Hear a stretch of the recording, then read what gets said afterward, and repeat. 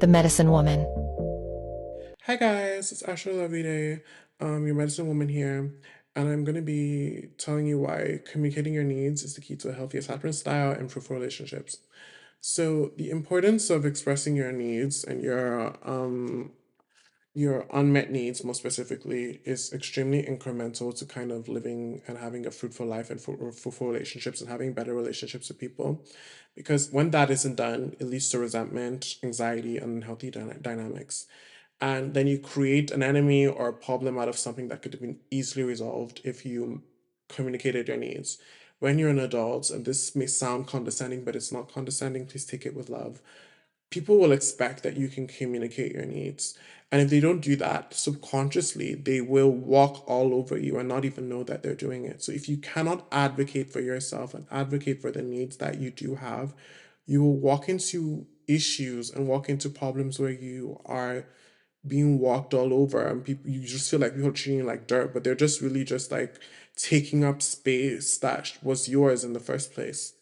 So um you can do this by avoiding conflict, and you just reinforcing like very insecure attachment styles. So whether it's you become avoidant or anxious as a result, you will never fully get to that version. Obviously, I feel like people are more predispositioned to things. No matter what I do, I'm always going to be like somewhat anxiously attached, even because of that, because of like what I've gone through. I'm going to be leaning towards a spectrum, but you will never get to that point where you are healthy and secure in an attachment if you are not communicating your needs. So, this is how your attachment styles can affect your communication. If you have an anxious attachment, you will have a fear of abandonment, over explaining, and people pleasing. So, you may feel like you're a burden, and you may feel like overall that you cannot be loved, or you cannot be heard if you advocate for yourself. So then your needs will then become something that you feel are a burden, that you feel are, you know, you feel are things that will bring the crowd down or bring people down.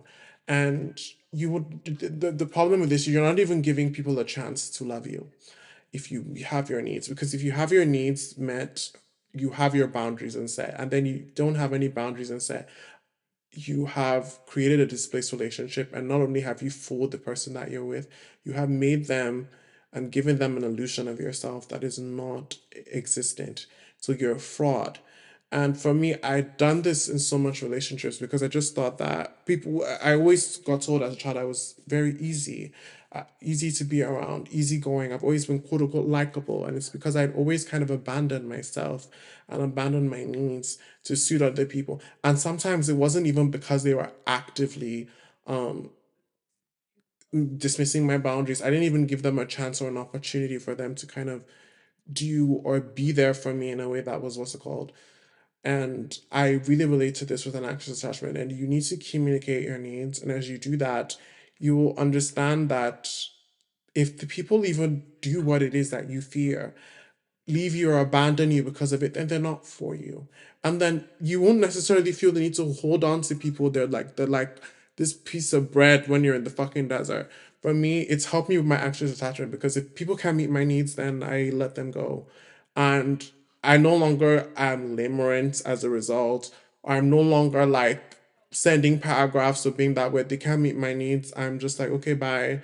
It's become something where I've become almost avoidant because of it, because like I'm just very like, oh, I don't think we're compatible. And they will be like, no, no, no. But for me, I understand that people will waste your time, and people will say that they want to be with you and say that they want to connect with you and then cannot survive the needs that you provide you the needs that you have and then waste your time. So for me, I don't want my time wasted. So I'm like, okay. And I blocked someone today because of it.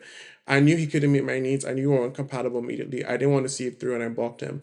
That's the kind of level of what's the code you need to get to the point where like you say your needs, they don't meet your needs, you give them a chance. I did give them a chance. I give them about 2 days for them to redeem themselves. They don't, and you say bye, and then you become much healthier. And for me, it's helped me attract so much people I never thought that I would meet, so much men I never thought I would meet. I thought so, all men are this, all men are this. you will start to attract the kind of people you're supposed to be around if you are just not only authentically yourself, you are very authentic with what you need and what you want from them. And you will no longer feel like exploited or like you're exploiting someone. So with avoidant attachments, this is just what I have here, and this is I don't have an avoidant attachment, but I know people that do.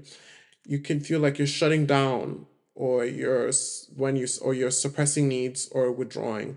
So when this is done, you just withdraw yourself straight away. And then you don't give people that love you or people that want to be around you an explanation when this happens. For me, I'm very avoidant when it comes to the relationship with my mom in certain cases. And it's not only because it's not even because of what people think. It's simply because I don't like worrying her. And when I'm in a bad situation, I just feel like if I call her, if I talk about her, she'll know, and then I don't want her to feel like bad. So I kind of push certain people away because of that. And what I should do or what I should be doing, it's very stupid. Like know this and I don't even do it and I should start doing it after this video, is call her instead, maybe tell her what's wrong and not assume that she's gonna judge me and not assume that she's gonna think I'm a failure and not assume that she's gonna feel like it's her fault that I'm going through things or I'm not necessarily like at the point I want to be at. I've just assumed all these bad things and made all these assumptions and distanced myself from these people and not given them an opportunity to be there for me. You know what I mean? And then you self isolate and then you start the cycle of um repressing your vulnerability and not ever feeling close to anyone. You see what I mean? I can't go into this because I don't have an avoidant attachment entirely. I'm anxious, but this is what happens. And for me, it becomes something that, and my ex did this. This is why we're not together. And for me, I did my anxious attachment thing of like, you can't give me my needs, I'm sorry. And we kind of ended it because of it. But he did this, and now to this day, he's still going through so much.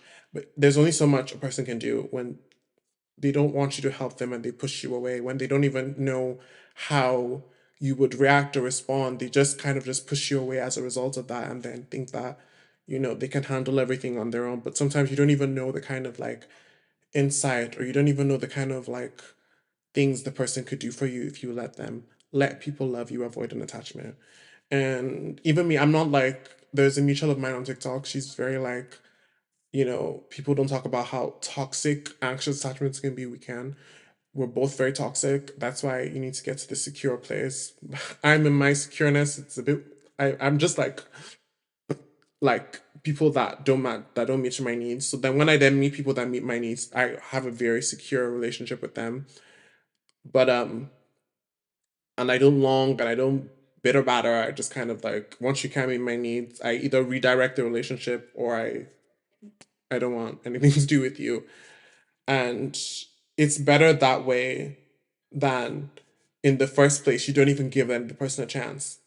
So when you get to that place of secure attachments, then you can openly express your needs while, respecting other people's boundaries. And you can openly express your needs and you don't even have to be a cunt about it. One thing about suppressing those needs is when you kind of let those needs be known, you lash out at that person. It's not that person's fault you won't speak up. It's not that person's fault you kept that to yourself. And then you talk at them and not have conversations. It's something I used to do. I finally say all the things I wanted to say and I talk at them and the person be like, "Are you done?" And I'd be like, "Fuck you." But it's really, bitch, are you done? Because like you haven't let me speak. You've made all these assumptions. You've had all these what's it called things and you were wrong. You know what I mean? So if you express your needs from the get go, for me, I become almost annoying to myself where I just have to say it. If I have an issue with it, I just say it. And if you thought I was rude in the moment, then we can hash it out then, and it's done and it's gone. I don't go to bed thinking of interactions or go to bed thinking of interactions and how I could have done this when I just say it really. And then for me, I'm a slow thinker. Sometimes I don't think of it. Then I say it later. I just say it. And I don't even say it like in a disrespectful manner. I think of how I can say it respectfully. And then I say it. You're not gonna beat me or flog me. Period. So these are steps to communicate effectively. Identify and validate your own needs first. So for me, for so long, I thought my need for attention in relationships or my need to feel like very validated Like maybe a text every day, calling, and all those kind of things was too much.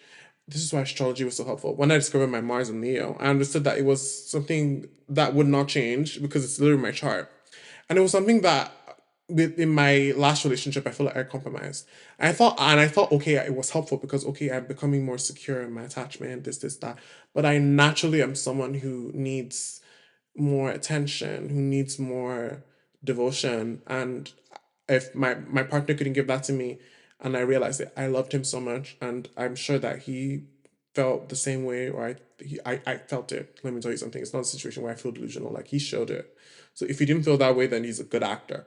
But a situation where I feel he felt that way, but I don't think I'm pretty sure I met his needs, or he at least I met the needs he let me need, but I don't think he met mine, and I think that's fine.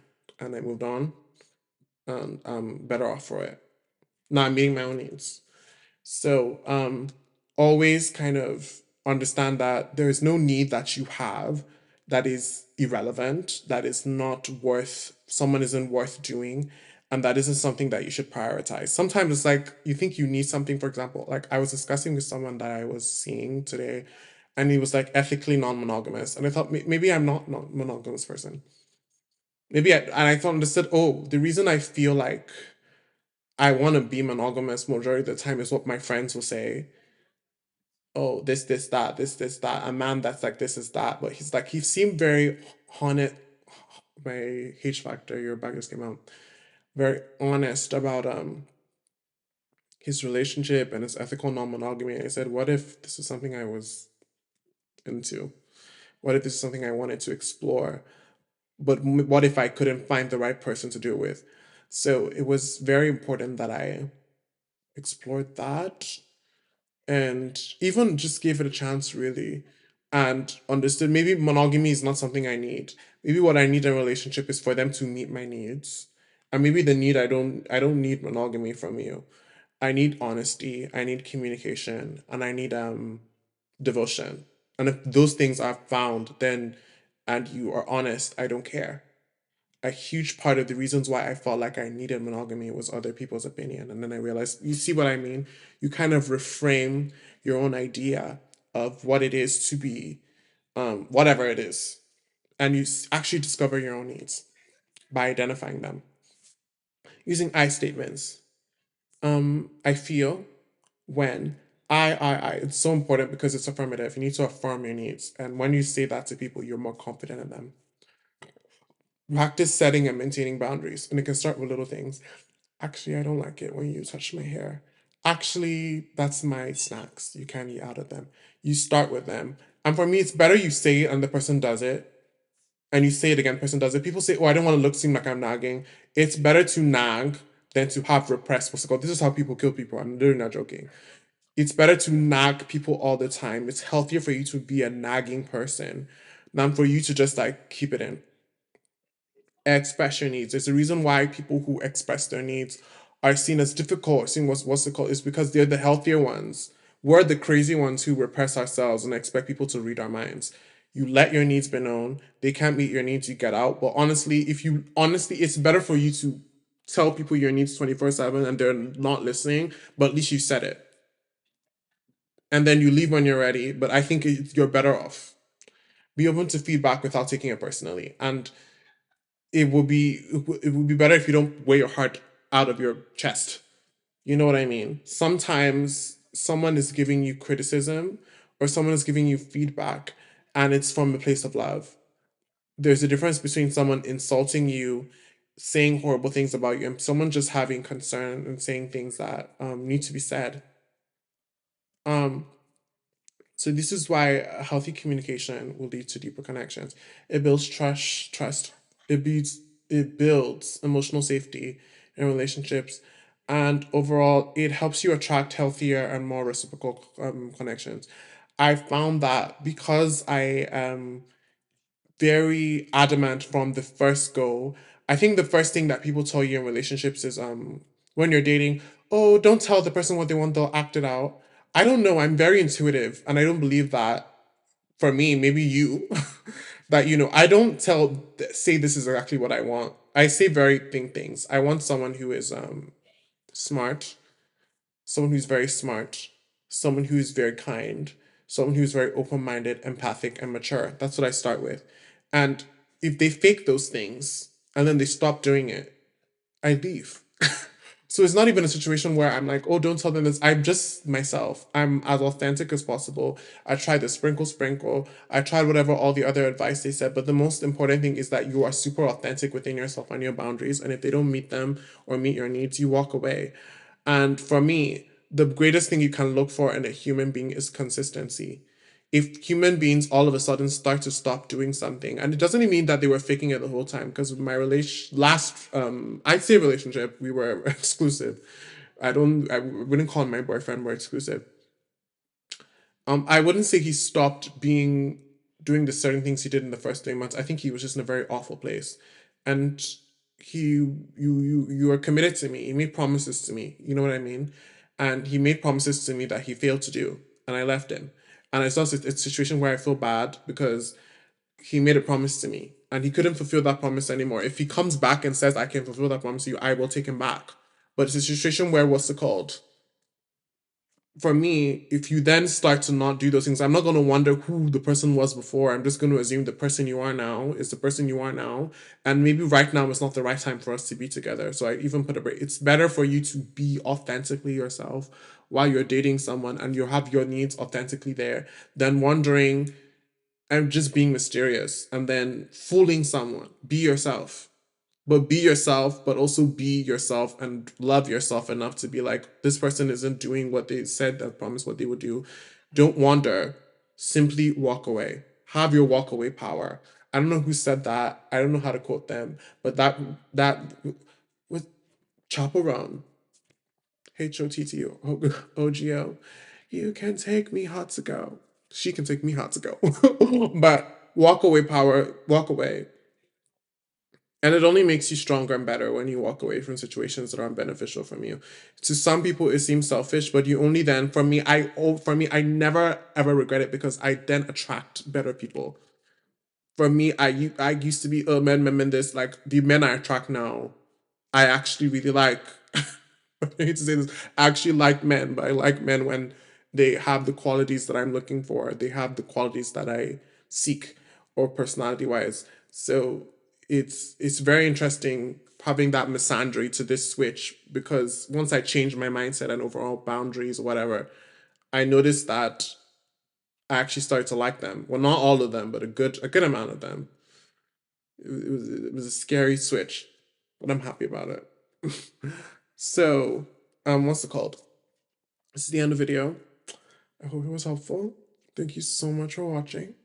And I hope that you can then start to have fruitful connections and relationships. Thank you so much for watching. Thank you so much.